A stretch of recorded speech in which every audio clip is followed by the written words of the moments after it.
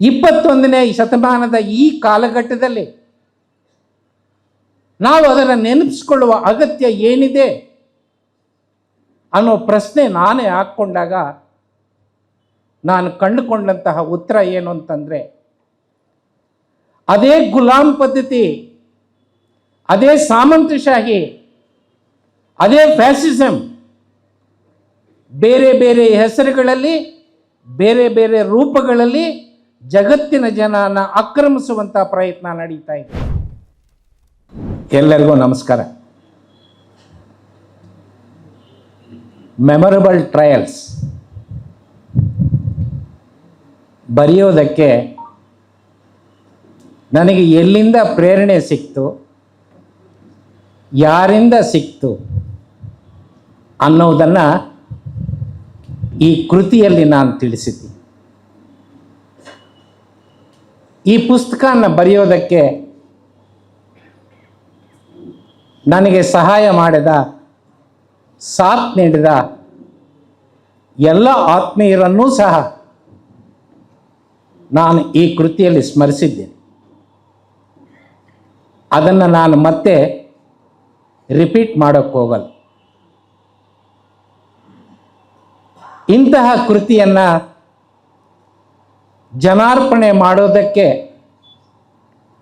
ಅನೇಕ ರಾಜಕೀಯ ಒತ್ತಡಗಳ ಮಧ್ಯೆಯೂ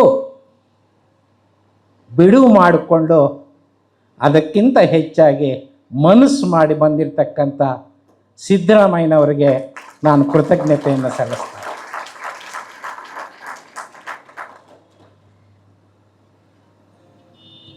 ಕಳೆದ ಒಂದು ವಾರದಿಂದ ಅನೇಕ ಅಡ್ಡಿ ಆತಂಕಗಳನ್ನು ಎದುರಿಸಿ ಗೋಡೆಗಳನ್ನು, ಕೋಟೆಗಳನ್ನು ನುಗ್ಗಿ ಇವತ್ತು ನಮ್ಮೊಂದಿಗಿರ್ತಕ್ಕಂಥ ಪ್ರಕಾಶ್ ರಾಜ್ ಅವರಿಗೆ ನಾನು ಕೃತಜ್ಞತೆಯನ್ನು ಸಲ್ಲಿಸ್ತಾ ಇದ್ದೀನಿ. ಅದೇ ರೀತಿ ಕೊನೆಯ ಗಳಿಗೆಯಲ್ಲಿ ಕಾರ್ಯಕ್ರಮ ಸ್ವಲ್ಪ ಅದಲು ಬದಲಾದಾಗ ತಸ್ಲಿಮಾ ಮುಲ್ಲಾ ಮೇಡಮ್ ಅವರು ಸಾಥ್ ನೀಡಿ ಕಾರ್ಯಕ್ರಮಕ್ಕೆ ಬಂದು ಭಾಗವಹಿಸಿ ಪ್ರೀತಿಯ ಮಾತುಗಳನ್ನು ಆಡಿದ್ದಾರೆ. ಅವರಿಗೆ ನನ್ನ ಕೃತಜ್ಞತೆಗಳು. ಬಹಳ ಧೈರ್ಯ ಮಾಡಿ, ಮಾರಾಟ ಆಗುತ್ತೋ ಇಲ್ವೋ ಗೊತ್ತಿಲ್ಲ, ಧೈರ್ಯ ಮಾಡಿ ಬಂಡವಾಳ ಹಾಕಿ ಪುಸ್ತಕನ ಪಬ್ಲಿಷ್ ಮಾಡಿದಂಥ ರಾಜಶೇಖರ್ ಮೂರ್ತಿ ಅವರಿಗೆ, ಬಹಳ ಅಚ್ಚುಕಟ್ಟಾಗಿ ಕೃತಿಯನ್ನು ಅನುವಾದ ಮಾಡಿಕೊಟ್ಟಂಥ ಯುವ ಮಿತ್ರ ಲೋಕೇಶ್ ಅವರಿಗೆ, ಬಹಳ ಸೊಗಸಾಗಿ ಮುಖಪುಟವನ್ನು ಮತ್ತು ಮುದ್ರಣವನ್ನು ಮಾಡಿಕೊಟ್ಟಂಥ ಅರುಣ್ ಕುಮಾರ್ ಅವರಿಗೆ ನನ್ನ ಕೃತಜ್ಞತೆ.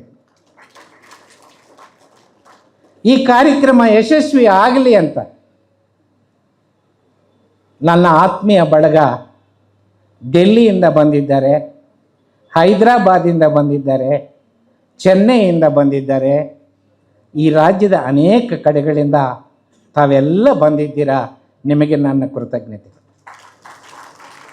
ಎಲ್ಲದಕ್ಕಿಂತ ಮುಖ್ಯವಾಗಿ, ವಿಶೇಷವಾಗಿ ನನ್ನ ಹಳ್ಳಿಯ ನನ್ನ ಕ್ಲಾಸ್ಮೇಟ್ಸ್ ಬಂದಿದ್ದಾರೆ, ನನ್ನ ಬಳಗ ಬಂದಿದೆ, ಅವರಿಗೆ ನನ್ನ ಕೃತಜ್ಞತೆ. ಆತ್ಮೀಯರೇ, ನಾನು ಕೃತಿ ಬಗ್ಗೆ ನಿಮಗೆ ಒಂದು ತಾಸು ಮಿನಿಮಮ್ ಮಾತಾಡಬಲ್ಲೆ. ಆದರೆ ನಮ್ಮ ಪ್ರಕಾಶಕರಾದ ರಾಜಶೇಖರ ಮೂರ್ತಿಯವರು ಬೆಳಗ್ಗೆನೇ ನನಗೆ ಇದಕ್ಕೆ ಅಬ್ಜೆಕ್ಷನ್ ಹಾಕ್ಬಿಟ್ರು. ಕೃತಿ ಬಗ್ಗೆ ನೀವು ಮಾತಾಡಿದ್ರೆ ಯಾರು ಸಾರ್ ಕೊಂಡ್ಕೊಳ್ತಾರೆ ಇದನ್ನು? ಹಂಗಾಗಿ ನಾನೇನು ಮಾಡಬೇಕು? ಒಬ್ಬ ಸೇಲ್ಸ್ಮೆನ್ ಕೆಲಸ ಮಾಡಬೇಕು.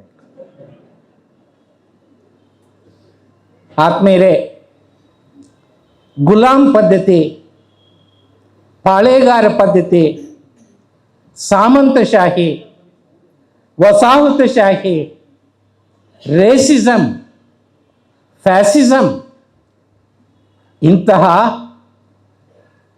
ಅಮಾನವೀಯ ಮೌಲ್ಯಗಳನ್ನು ನಾವು ಹಿಮ್ಮೆಟ್ಟಿಸಿದ್ದೀವಿ. ಇದರ ಹಿಂದೆ ಜಗತ್ತಿನ ಅನೇಕ ಮಹಾನ್ ವ್ಯಕ್ತಿಗಳ ಅಪಾರ ಕೊಡುಗೆ ಇದೆ.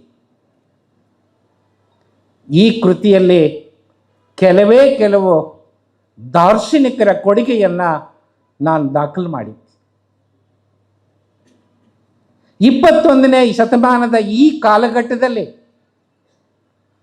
ನಾವು ಅದನ್ನು ನೆನಪಿಸ್ಕೊಳ್ಳುವ ಅಗತ್ಯ ಏನಿದೆ ಅನ್ನೋ ಪ್ರಶ್ನೆ ನಾನೇ ಹಾಕ್ಕೊಂಡಾಗ ನಾನು ಕಂಡುಕೊಂಡಂತಹ ಉತ್ತರ ಏನು ಅಂತಂದರೆ, ಅದೇ ಗುಲಾಮ್ ಪದ್ಧತಿ, ಅದೇ ಸಾಮಂತಶಾಹಿ, ಅದೇ ಫ್ಯಾಸಿಸಮ್ ಬೇರೆ ಬೇರೆ ಹೆಸರುಗಳಲ್ಲಿ, ಬೇರೆ ಬೇರೆ ರೂಪಗಳಲ್ಲಿ ಜಗತ್ತಿನ ಜನನ ಆಕ್ರಮಿಸುವಂಥ ಪ್ರಯತ್ನ ನಡೀತಾ ಇದೆ.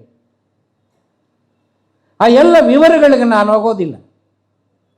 ಪ್ರಜಾಪ್ರಭುತ್ವ ಹೆಸರಿನಲ್ಲಿ, ಚುನಾವಣೆಗೆ ಹೆಸರಿನಲ್ಲಿ ಮತ್ತೆ ಸರ್ವಾಧಿಕಾರ ಫ್ಯಾಸಿಸಮ್ ನಮ್ಮನ್ನು ಆಕ್ರಮಣ ಮಾಡ್ತಕ್ಕಂಥ ಒಂದು ಕಾಲಘಟ್ಟದಲ್ಲಿ ನಾವು ನಿಂತಿದ್ವಿ. ಇದನ್ನು ಹಿಮ್ಮೆಟ್ಟಿಸಬೇಕಾದ್ರೆ ಇವತ್ತು ಮಾಡಬೇಕಾಗಿರ್ತಕ್ಕಂಥ ಬಹುದೊಡ್ಡ ಕೆಲಸ ಈ ದೇಶದ, ಈ ಜಗತ್ತಿನ ಯುವ ಜನಾಂಗ. ಆ ಯುವ ಜನಾಂಗದಲ್ಲಿ ಹಿಮ್ಮೆಟ್ಟಿಸುವಂಥ ಒಂದು ಸಣ್ಣ ಪ್ರಮಾಣದ ಕಿಚ್ಚನ್ನು ಮೆಮೊರಬಲ್ ಟ್ರಯಲ್ಸ್ ಮಾಡಿದರೆ ನಾನು ಮಾಡಿದ ಕೆಲಸಕ್ಕೆ ಸಾರ್ಥಕ ಎಂದು ನಾನು ಸಮಾಧಾನ ಪಟ್ಕೊಳ್ತೀನಿ. ಆತ್ಮೀಯರೇ, ಸ್ವಾತಂತ್ರ್ಯ, ಸಮಾನತೆ, ಭಾತೃತ್ವ, ಪ್ರಜಾಪ್ರಭುತ್ವ, ಜಾತ್ಯತೀತ, ಸಾಮಾಜಿಕ ನ್ಯಾಯ, ಕಲ್ಯಾಣ ರಾಜ್ಯ, ಇಂತಹ ಅನೇಕ ಮಾನವೀಯ ಮೌಲ್ಯಗಳನ್ನು ನಾವು ಅನುಭವಿಸ್ತಾ ಇದ್ದೀವಿ. ಈ ಮೌಲ್ಯಗಳನ್ನು ಯಾರೋ ಬೆಳ್ಳಿ ತಟ್ಟೆಯಲ್ಲಿಟ್ಟು ನಮಗೆ ಕೊಡಮಾಡತಕ್ಕಂಥದ್ದಲ್ಲ. ಜಗತ್ತಿನ ಜನರು ಇತಿಹಾಸದ ಉದ್ದಕ್ಕೂ ಹೋರಾಟಗಳ ಮಾಡಿ ಗಳಿಸಿರ್ತಕ್ಕಂಥ ಮೌಲ್ಯಗಳಿವು. ಈ ಹೋರಾಟಗಳಲ್ಲಿ ಅನೇಕ ಮಹನೀಯರ ಕಷ್ಟ ಕಾರ್ಪಣ್ಯ ಅಡಗಿದೆ, ಜೈಲುವಾಸ ಅಡಗಿದೆ, ನಗನಗುತ್ತಾ ಗಲ್ಲಿಗೇರಿದ್ದಾರೆ, ಪೊಲೀಸರ ಗುಂಡಿಗೆ ಎದೆಯನ್ನು ಕೊಟ್ಟಿದ್ದಾರೆ. ಇಂತಹ ತ್ಯಾಗವನ್ನು ಯುವ ಜನಾಂಗಕ್ಕೆ ಇವತ್ತು ಯಾರು ಹೇಳ್ತಾ ಇದ್ದಾರೆ? ನಮ್ಮ ಶಿಕ್ಷಣ ಹೇಳ್ತಾ ಇದೆಯಾ? ಪೋಷಕರಾಗಿ, ತಂದೆ ತಾಯಿಗಳಾಗಿ ನಮ್ಮ ಮನೆಯಲ್ಲಿ ನಮ್ಮ ಮಕ್ಕಳಿಗೆ ನಾವು ಹೇಳ್ತಾ ಇದ್ದೀವಾ? ನಮ್ಮ ಸುತ್ತಮುತ್ತ ಇರ್ತಕ್ಕಂಥ ಸಮಾಜ ಹೇಳ್ತಾ ಇದೆಯಾ? ಅದು ಹೇಳೋದು ಬೇಡವಾ? ಹೇಳದೇ ಇದ್ರೆ ಈ ಮೌಲ್ಯಗಳನ್ನು ಕಳ್ಕೊಂಡು ನಾವು ಮತ್ತೆ ಬಾಡಬೇಕಾ?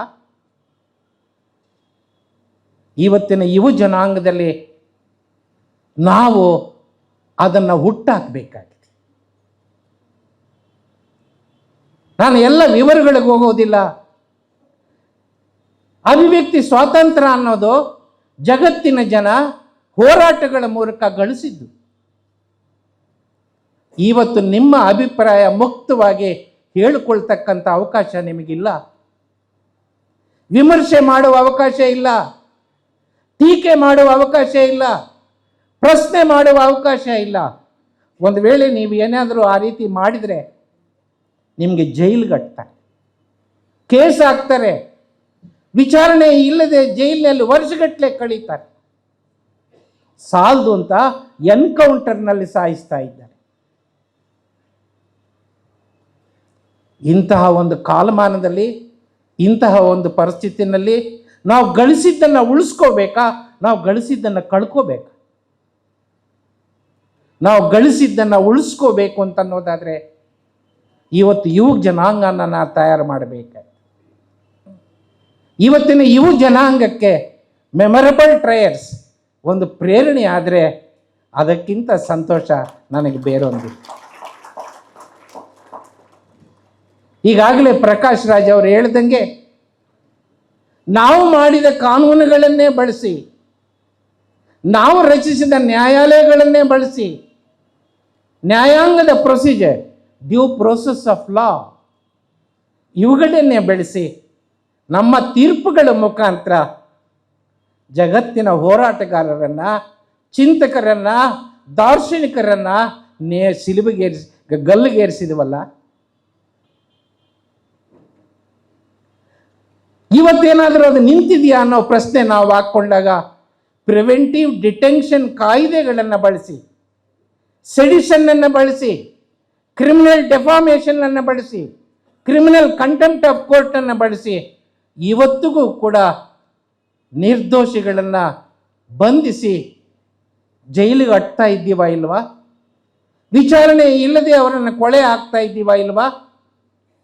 ವಿಚಾರಣೆ ನಡೆದ ನಂತರ ಸ್ನೇಹಿತರೆ 90ಕ್ಕಿಂತ ಹೆಚ್ಚು % ಅವರು ನಿರಪರಾಧಿಗಳು ಅಂತ ಖುಲಾಸೆ ಮಾಡಿ, ಈ ಪ್ರಕ್ರಿಯೆಯಲ್ಲಿ ಈ ನೋವಿಗೆ ವಿಕ್ಟಿಮ್ಸ್ ಏನಿದ್ದಾರೆ ಅವರಿಗೆ ವಯಸ್ಸು ಕಳೆದೋಯ್ತು, ಕೆರಿಯರ್ ಹಾಳಾಯಿತು, ಬಂಧು ಬಳಗದಿಂದ ದೂರ ಆದರು, ಎಲ್ಲ ಮಾನವೀಯ ಹಕ್ಕುಗಳನ್ನು ಅನುಭವಿಸಿಂದ ವಂಚಿತರಾದರು, ಅನೇಕ ಕಷ್ಟ ಕಾರ್ಪಣ್ಯಗಳನ್ನು ಅನುಭವಿಸಿದರು. ಇದಕ್ಕೊಂದು ಕೊನೆ ಆಡಬೇಕಾ ಬೇಡವಾ?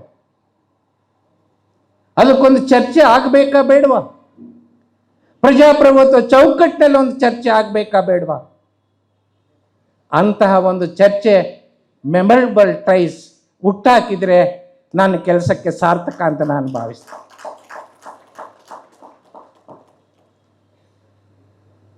ಬಂಧುಗಳೇ, ಜಾರ್ಜ್ ಸ್ಟೈನ್ ಅಂತಕ್ಕಂಥ ಒಬ್ಬ 15 ವರ್ಷ ಬಾಲಕನನ್ನ ವಿರುದ್ಧ ಕೊಲೆ ಆರೋಪ ಸಾಬೀತಾಗಿದೆ ಅಂತೇಳಿ ಮರಣದಂಡನೆ ವಿಧಿಸಿ ಎಲೆಕ್ಟ್ರಿಕ್ ಶಾಕ್ ಮುಖಾಂತರ ಅವನು ಸಾಯಿಸ್ತಾರೆ. 70 ವರ್ಷಗಳ ನಂತರ ಯಾವ ನ್ಯಾಯಾಲಯ ಅವನಿಗೆ ಶಿಕ್ಷೆ ಕೊಡ್ತೋ ಅದೇ ನ್ಯಾಯಾಲಯ ಆ ಜಡ್ಮೆಂಟನ್ನು ಪುನರ್ ಪರಿಶೀಲನೆ ಮಾಡುತ್ತೆ. ಆ ಪುನರ್ ಪರಿಶೀಲನೆ ಮಾಡಿದಾಗ ನ್ಯಾಯಾಲಯಕ್ಕೆ ಗೊತ್ತಾಗಿದ್ದು ಆತನ ಮೇಲೆ, ಜಾರ್ಜ್ ಸ್ಟೈನ್ ಮೇಲೆ ಸುಳ್ಳು ಕೇಸ್ ಹಾಕಿದ್ದಾರೆ, ಸುಳ್ಳು ಸಾಕ್ಷಿಗಳನ್ನು ಕೋರ್ಟ್ ಮುಂದೆ ಹಾಜರುಪಡಿಸಿದ್ದಾರೆ, ಸುಳ್ಳು ದಾಖಲೆಗಳನ್ನು ಹಾಜರುಪಡಿಸಿದ್ದಾರೆ, ಸಂವಿಧಾನ ಕೊಡಮಾಡಿರುವ ಎಲ್ಲ ಹಕ್ಕುಗಳನ್ನು ಆತನಿಗೆ ನಿರಾಕರಿಸಲಾಗಿದೆ. ಹಾಗಾಗಿ is guilty and is to be hanged ಅಂತಕ್ಕಂಥ ತೀರ್ಪು ಸರಿಯಲ್ಲ ಅಂಥೇಳಿ ಆ ವ್ಯಕ್ತಿಯನ್ನು ಖುಲಾಸೆ ಮಾಡ್ತಾರೆ. ಆದರೆ ಅಷ್ಟೊತ್ತಕ್ಕೆ 70 ವರ್ಷಗಳಿಂದನೇ ಆತನ ಎಲೆಕ್ಟ್ರಿಕ್ ಶಾಕಿಂದ ಕೊಂದಾಕಿದ್ರು. ಇಂಥ ಒಂದು ಪ್ರಕರಣ ನನ್ನ ಅನುಭವದಲ್ಲಿ ಭಾರತದ ನ್ಯಾಯಾಂಗದಲ್ಲಿ ಒಂದು ಬಂದಿಲ್ಲ ಸ್ನೇಹಿತರೆ. ಈ ಒಂದು ಪ್ರಕರಣದಿಂದ ಇವತ್ತು ಜಗತ್ತಿನಾದ್ಯಂತ ಚರ್ಚೆಗೆ ಎಡೆ ಮಾಡಿಕೊಟ್ಟಿದೆ. ನಮಗೆ ಮರಣದಂಡನೆ ಬೇಕೇ ಅಥವಾ ನಿಲ್ಲಿಸಬೇಕೇ? ಸುಳ್ಳು ಕೇಸ್ ಹಾಕಿ, ಸುಳ್ಳು ಸಾಕ್ಷಿಗಳನ್ನು ನೀಡಿ, ಸುಳ್ಳು ಜಡ್ಜ್ಮೆಂಟ್ಗಳ ಮುಖಾಂತರ ನಾವು ಹ್ಯಾಂಗ್ ಮಾಡಿದೀವಲ್ಲ, ಅದು ಬಯಲಿಗೆ ಬಂದಾಗ, ಅದು ಸತ್ಯ ಹೊರಗೆ ಬಂದಾಗ ಆ ಸರ್ಕಾರ ಕ್ಷಮಾಪಣೆ ಕೇಳಬೇಕಾ ಬೇಡವಾ? ಪಶ್ಚಾತ್ತಾಪ ಪಡಬೇಕಾ ಬೇಡವಾ? ಇದು ನಾವು ಚರ್ಚೆ ಮಾಡಬೇಕಾಗಿರ್ತಕ್ಕಂಥ. ಒಬ್ಬ ನಿರಪರಾಧಿಯನ್ನ ನಾವು ನೇಣುಗಂಬಕ್ಕೆ ಇಳಿಸಿದ್ವಲ್ಲ, ಕನಿಷ್ಠ ಆತನ ಕುಟುಂಬಕ್ಕೆ ನ್ಯಾಯ ಕೊಡಬೇಕಾ ಬೇಡವಾ? ಆಗಿರ್ತಕ್ಕಂಥ ನಷ್ಟನ ಸರಿಪಡಿಸಬೇಕಾ ಬೇಡವಾ? ಇದ್ರ ಬಗ್ಗೆ ನಾವು ಚರ್ಚೆ ಮಾಡಬೇಕಾ ಬೇಡ? ಇಂತಹ ಹಲವು ಪ್ರಶ್ನೆಗಳನ್ನು ನಾವು ಎತ್ಕೋಬೇಕಾಗಿದೆ. ಭಾರತದ ನ್ಯಾಯಾಂಗ ಆಗಲಿ, ಜಗತ್ತಿನ ಯಾವುದೇ ನ್ಯಾಯಾಂಗ ಆಗಲಿ, ಮಾಡಿರ್ತಕ್ಕಂಥ ತಪ್ಪು ಅಂತಕ್ಕಂಥ ಅರಿವಾದಾಗ ಅದಕ್ಕೆ 10 ವರ್ಷ ಆಗಲಿ, 50 ವರ್ಷ ಆಗಲಿ, 500 ವರ್ಷ ಆಗಲಿ ಸರಿಪಡಿಸ್ತಕ್ಕಂಥ ಮನಸ್ಥಿತಿ ನಮ್ಮ ನ್ಯಾಯಾಂಗ ಪ್ರದರ್ಶಿಸಬೇಕಾ ಬೇಡವಾ? ಸ್ನೇಹಿತರೆ, ಈ ದಿಕ್ಕಿನಲ್ಲಿ, ಈ ಸಮಾಜದಲ್ಲಿ ಒಂದಷ್ಟು ವಿಷಯಗಳನ್ನು ನಾವು ಚರ್ಚೆ ಮಾಡಿ ಈ ನಾಗರಿಕತೆಯನ್ನು ಸರಿದಾರಿಯತ್ತ ಕೊಂಡು ಹೋಗುವಂಥ, ಈ ಸಮಾಜನ ಸರಿ ದಿಕ್ಕಿನಲ್ಲಿ ಮುಂದುವರಿಸ್ತಕ್ಕಂಥ, ಯುವ ಪೀಳಿಗೆಯನ್ನು ಗಳಿಸಿದ್ದನ್ನು ಉಳಿಸ್ಕೊಳ್ಳೋಕೆ ಎಚ್ಚರಿಸ್ತಕ್ಕಂಥ ಒಂದು ಸಣ್ಣ ಪ್ರಯತ್ನ ಈ ಕೃತಿಯಿಂದ ಸಾಧ್ಯ ಆಗೋಕ್ಕೆ ಸಾಧ್ಯ ಆದರೆ ನಾನು ಅದಕ್ಕಿಂತ ಹೆಚ್ಚು ಧನ್ಯನು ಬೇರೊಂದು ಇಲ್ಲ ಅಂತ ಭಾವಿಸ್ತಾ, ತಾವೆಲ್ಲ ಇಷ್ಟು ಪ್ರೀತಿಯಿಂದ ಈ ಕಾರ್ಯಕ್ರಮಕ್ಕೆ ಬಂದು ಎಲ್ಲರ ಮಾತನ್ನು ಕೇಳ್ತಾ ಇದ್ದೀರಾ. ನಿಮಗೆ ಅನಂತ ಅನಂತ ವಂದನೆಗಳನ್ನು ಸಲ್ಲಿಸಿ ನನ್ನ ಮಾತನ್ನು ಮುಗಿಸ್ತಾ ಇದ್ದೀನಿ. ನಮಸ್ಕಾರ.